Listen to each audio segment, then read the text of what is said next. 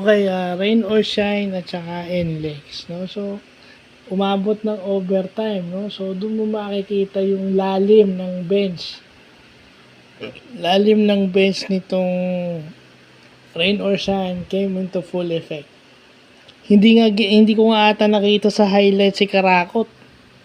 So, sinimula ni Anton Asistio yung perimeter scoring, tinapos nito ni Nocum at saka nito ni Lameti.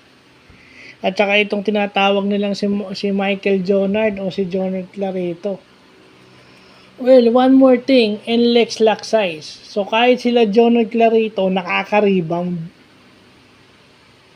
Although nagpalit sila ng import, ang import nila umiscore ng 47 points, pero hindi mo, if you lack people that can rebound, yun ang mangyari. Well, si Mocon was acquired from Phoenix. So yung kanilang wing at yung kanilang power forward medyo gumanda ng upgrade. Pero still they remain undersized. Especially on the center slot. So yun yung pinagsamantalahan kasi nandun si Aaron Fuller. Siguro double figures na naman ito si Aaron Fuller at saka yung crucial na rebound ni Jonard Clarito. Yun ang nagdala sa overtime.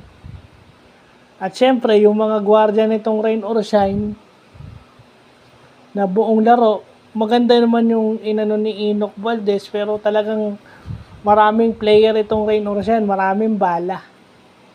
Kahit sinong ilagay mo dun sa ball screen offense nila, pwede. No, I mean, Robert Bolick does his thing. Pero defensively,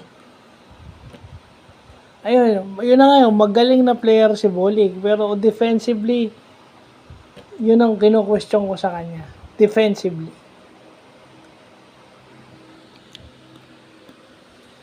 Kasi kita mo, pagdating sa defense, yung Lameti, yung Nocum, yun ang pumapatay sa kalaban eh.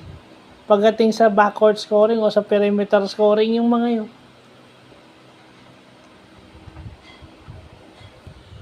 So, yun lang po.